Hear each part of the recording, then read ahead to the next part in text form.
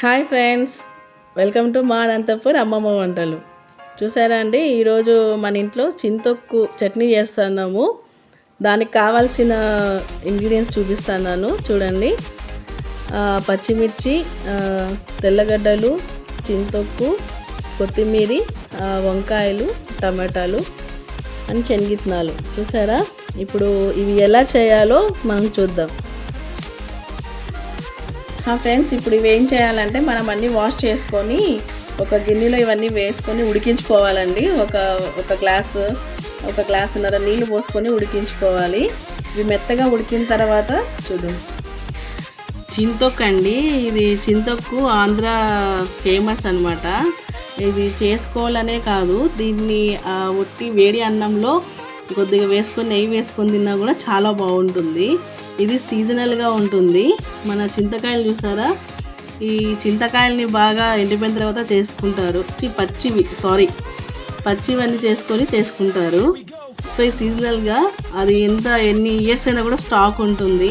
చాలా మంచిది కూడా అండి. ఇవన్నీ ఉడికిపోయినాయి చూసారండి, బాగా ఉడికిపోయినాయి. మనం వంకాయలు అవి క్లీన్ చేసుకుందాము, ఎందుకంటే చూసుకోవాలి కదా లోపల ఏమైనా పుచ్చులు ఉన్నాయేమో అని. సో అవి క్లీన్ చేసుకొని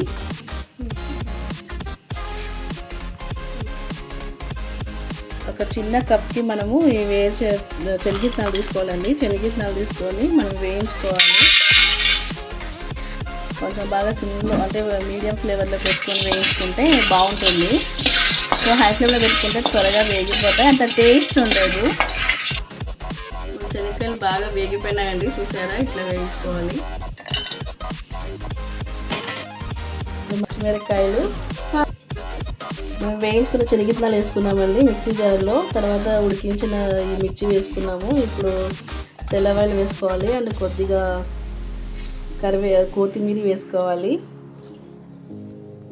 కొద్దిగా ఉప్పు వేసుకోవాలండి. ఇందులో మనము చింతొక్కులో ఉప్పు ఆల్రెడీ దాంట్లో ఉంటుంది కాబట్టి కొంచెం లైట్గా వేసుకోవాలి.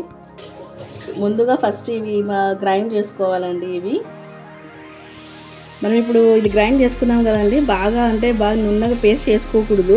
కొంచెం అట్లా తొక్కు ఉండాలా, కొంచెం గరుగ్గా వేసుకోవాలండి. దీంట్లోకి మనము వంకాయలు వేసుకోవాలండి. వంకాయలు, టమాటాలు, కాకపోతే వంకాయలు చూసుకోవాలి ఇట్లా లోపల ఏవైనా.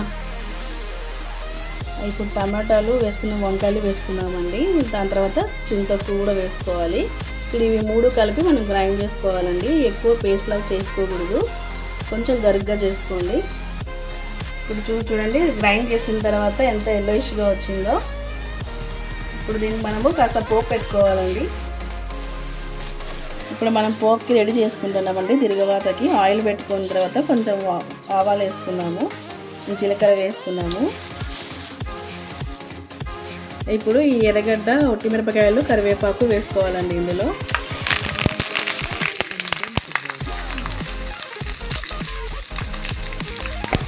బాగా గోల్డెన్ కలర్లో వచ్చేటట్టు వేయించుకోవాలి. ఇట్లా చింతొక్కు అంతా అయిపోయిన తర్వాత ఈ తిరగవాత అనేది మెయిన్ టేస్ట్ అండి మనకి. ఇది వేసిన తర్వాత బాగా టేస్ట్ వస్తుంది. చూడండి, ఇలా మనకి గోల్డెన్ కలర్లో వచ్చేసినాయి అప్పుడే ఎర్రగడ్డలు అవన్నీ. ఇది కొంచెం మరీ ఎక్కువైపోతే మారిపోతుందండి, స్మెల్ వస్తుంది. ఇప్పుడు మనకి తిరగవాత రెడీ అయిపోయింది. ఇప్పుడు గ్రైండ్ చేసుకున్న చింతొక్కు వేసేసుకుంటాము. చూడండి, మనకి చింతకాయ తొక్కు రెడీ అయిపోయింది. చూసారా, ఇదంతా తిరిగినంతా ఒక చోటుకు వచ్చి ఇదంతా కలిపెట్టుకోవాలి, మిక్స్ చేసుకోవాలి బాగా.